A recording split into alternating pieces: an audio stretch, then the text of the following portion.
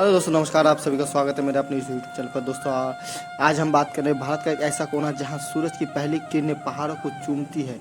एक ऐसी जगह जहां का इतिहास जितना गौरवशाली है उतना ही रहस्यमय भी है। हम बात कर रहे हैं भारत के उत्तर पूर्व में बसे एक खूबसूरत राज्य की। हाँ दोस्तों, नागालैंड की। इसे लैंड ऑफ फेस्टिवल यानी त्योहारों का भूमि भी कहा जाता है। लेकिन क्या आप जानते हैं दोस्तों, आज के इस वीडियो में हम नागालैंड के पहाड़ों, यहाँ की 16 से भी ज़्यादा रहस्यमय जनजातियों, उनके अनोखे खान-पान और यहाँ के सबसे बड़े त्योहार यानी हॉर्नबिल फेस्टिवल के सफ़र पर चलेंगे। अपनी सीट की पेटी बांध लीजिए क्योंकि आज का सफ़र बेहद रोमांचक होने वाला है। यहाँ दोस्तों, नागालैंड को करीब से समझने के लिए सबसे पहले हमें इसको भूगोल को समझना जरूरी है। यहाँ का राज्य म्यांमार की अंतर्राष्ट्रीय सीमा से सटा हुआ है। यहाँ ऊंचे ऊंचे पहाड़ जैसे सारामती पर्वत माउंट सारामती जो नागालैंड की सबसे ऊंची चोटी है, इसे राज्य को एक प्राकृतिक सुरक्षा कवच देती है। अब बात करते हैं इसके इतिहास की। नागा शब्द की उत्पत्ति कैसे हुई, इसे लेकर इतिहासकारों में कई मत है। कुछ का मानना है कि यहाँ बर्मी शब्द नागा से आया है, जिसका अर्थ होता है कान में छेद करने वाले लोग। जी हाँ दोस्तों, अब बात करते हैं 19वीं सदी से पहले तक नागा जनजाति बाहरी दुनिया से पूरी तरह कटी हुई थी। हर कबीले का अपना एक इलाका होता था, अपनी संप्रभुता होती थी और हाँ, यहाँ हेड हंटिंग की एक प्रथा थी। पुरानी मान्यताओं के अनुसार दुश्मन का सिर काटकर लाना वीरता और समृद्धि का प्रतीक माना जाता था। नागा योद्धाओं का मानना था कि सिर में इंसान की आत्मा और शक्ति बसती है, जिसे अपने गांव लाने पर फसल अच्छी होती है और गांव खुशहाल रहता है। लेकिन 1880 के दशक में जब ब्रिटिश यहाँ आए तो बाद में ईसाई मिशनरियों का आगमन हुआ तो धीरे धीरे यहाँ प्रथा पूरी तरह खत्म हो गई। 1 दिसंबर सन 1963 को नागालैंड आधिकारिक तौर पर भारत का 16वां राज्य बना। आज यहाँ समाज बेहद आधुनिक, पढ़ा लिखा और मेहमान नवाज है। दोस्तों, नागालैंड की सबसे खास बात यह है कि यहाँ कई एक नागा संस्कृति नहीं है। नागालैंड में मुख्य 16 जनजातियां हैं और कई उप जनजातियों का एक समूह भी है। आगामी, आओ, चकेसंग, चांग, कोनयाक, लोथा, सेमा जैसे कई जनजातियां यहाँ रहती है।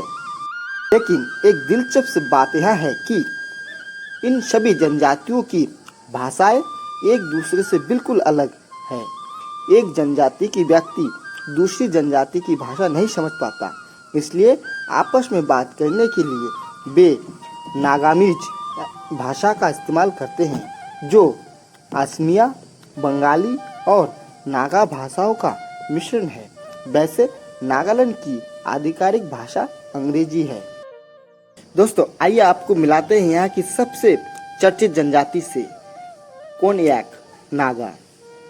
यहाँ नागालैंड की आखिरी हेड हंटर के रूप में जाना जाता है। मोन जिले में रहने वाले इन बुजुर्गों योद्धाओं के चेहरे और छाती पर बने गहरे नीले टैटू इस बात के गवाह है कि उन्होंने अपने जीवन में कभी न कभी दुश्मन का शिकार किया था। हालांकि आज की युवा पीढ़ी इस इतिहास को पीछे छोड़ चुकी है, लेकिन बुजुर्गों के चेहरे आज भी उस दौर की दास्तान बयां करते हैं। हर जनजाति की अपनी पारंपरिक पोशाक होती है, जिसे साल के रूप में पहना जाता है। इन सालों के पैटर्न और रंग को देखकर आप बता सकते हैं कि सामने वाला व्यक्ति किस जनजाति का है या समाज में उसका क्या रुतबा है। दोस्तों, अगर आपको नागालैंड की इन 16 जनजातियों की संस्कृति को एक ही जगह पर देखना है तो आपको दिसंबर के महीने में यहाँ आना होगा। हर साल में 1 दिसंबर से 10 दिसंबर तक यहाँ आयोजित होता है हॉर्नबिल फेस्टिवल। इसे त्योहारों का त्योहार कहा जाता है।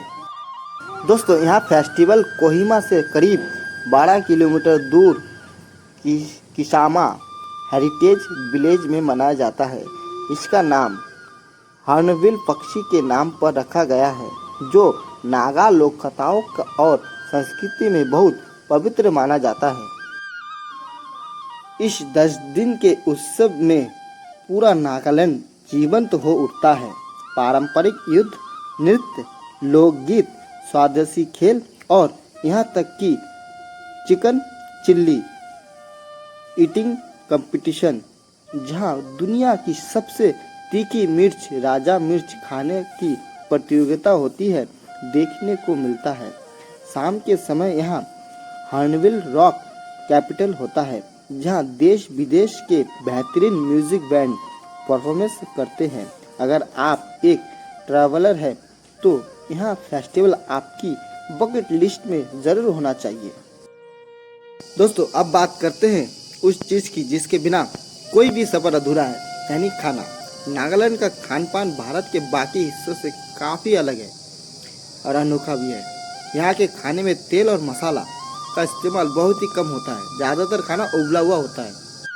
दोस्तों, यहाँ के मुख्य भोजन में चावल, उबली हुई सब्जियाँ और विभिन्न प्रकार के मीट शामिल होते हैं।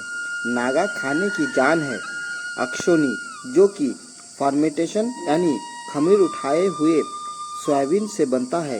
इसकी खुशबू बहुत ही तेज होती है, लेकिन इसका स्वाद नागा व्यंजनों को एक अनोखा फ्लेवर देता है।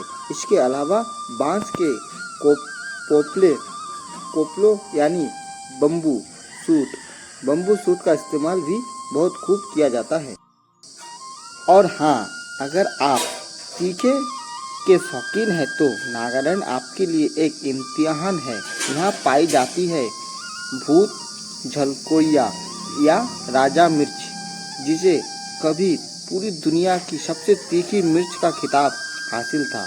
नागा लोग इसकी चटनी बड़े चाव से खाते हैं, लेकिन नए लोगों के लिए इसका एक छोटा सा टुकड़ा ही आंखों में आंसू लाने के लिए काफ़ी है।